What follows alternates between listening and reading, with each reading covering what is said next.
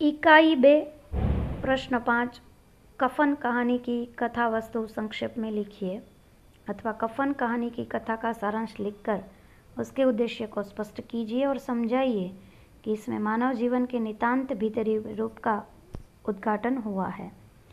अथवा कफन कहानी की संक्षिप्त कथा लिखकर सिद्ध कीजिए कि यह एक यथार्थवादी कहानी है। अथवा कफन कहानी का कथासार प्रस्तुत करते हुए यीशु के चरित्र पर प्रकाश डालिए। अथवा कफन केवल बुद्धियों का है ही कफन की कहानी नहीं, मानवता और मृत नैतिक बोध के कफन की भी कहानी है। इस कथन की सार्थकता सिद्ध कीजिए। जवाब।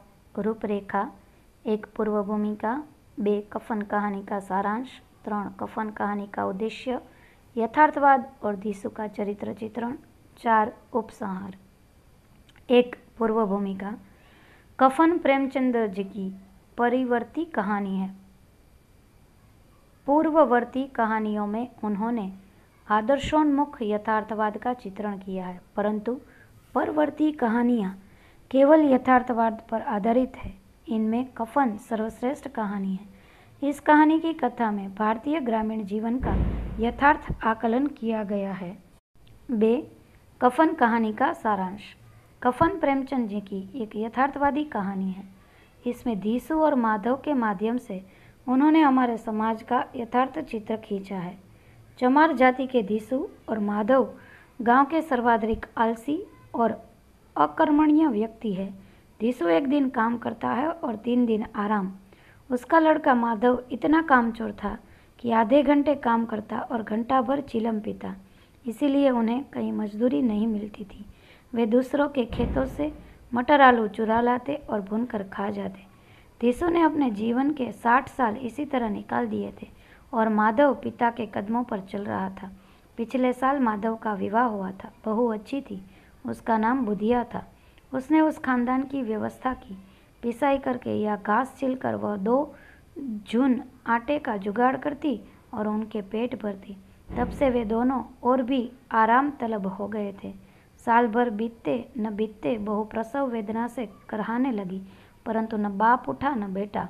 दोनों कहीं वे आलू चुरा कर लाए थे और उन्हें भून रहे थे। माधव को भय था कि अगर वह उठा तो गीसू काफ़ी आलू अकेला खा जाएगा। आलू खाकर दोनों ने पानी पिया और वही अलाव के पास अपनी धोतियाँ ओढ़कर सो गए।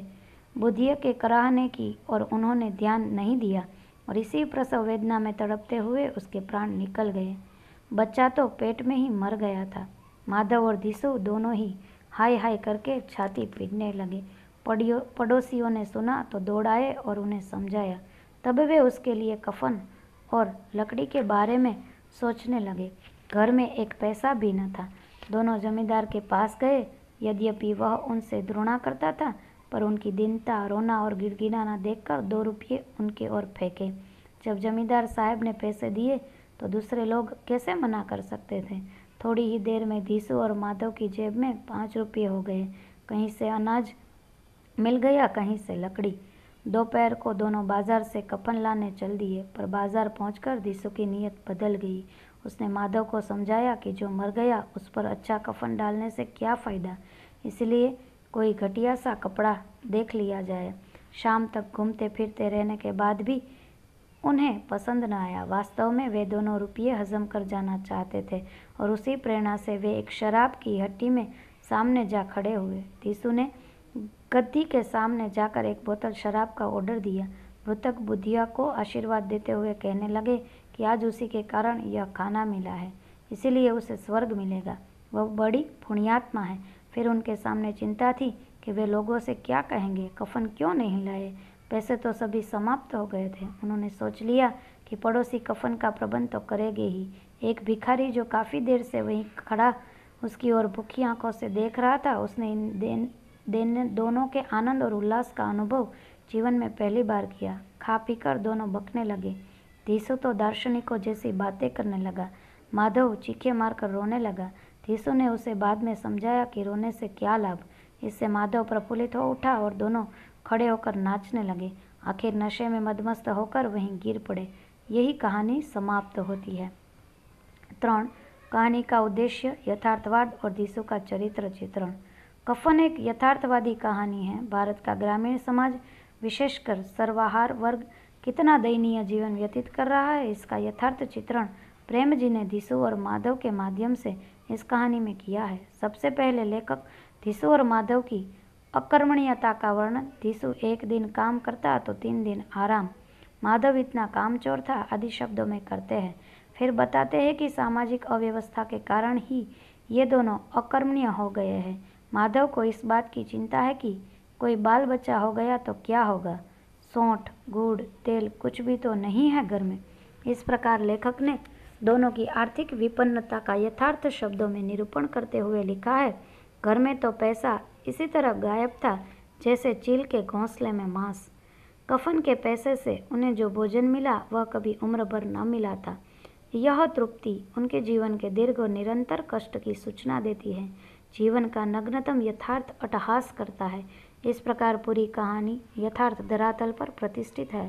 दिशु और माधव का सच्चा और शुद्ध मानव रूप, भला बुरा जैसे भी वह है, हमारे सामने लेखक ने रख दिया है। कहानी पढ़ते समय दिशु और माधव हमें कामचोर लगते हैं, पर उनकी अकर्मण्यता समाज की शोषण व्यवस्था का परिणाम है। वे सोचते हैं कि जब तड़प तड़प कर मरता है तो फिर काम क्यों किया जाए। कहानीकार ने व्यंग्यात्मक शैली में समाज की विषमतामूलक व्यवस्था पर कठोराघात किया है, इसलिए कफन सर्वोत्कृष्ट यथार्थवादी कहानी बन गई है। इसमें मानव जीवन की भीतरी रूप को देखा परखा गया है।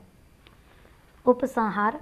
कफन प्रेमचंद जी की उत्कर्षणीय कहानी है। इसमें उन्होंने दिशु और माधव की मनोवृत्तियों का बारीकी से रेखांकन किया है। यह दोनों शोषण व्यवस्था के शिकार है। बड़ी मेहनत मजबूरी करने पर भी जब वे अपने उदर की आग को नहीं बुझा सकते तो आलसी बनकर घर में पड़े रहते हैं। माधव की पत्नी बुधिया के लिए वे कुछ नहीं कर सकते। उसके कफन के पैसे भी वे खाने पीने में खर्च कर देते हैं। इस प्रकार पूरी कहानी व्यंग्य विदुषता से भरी हुई है।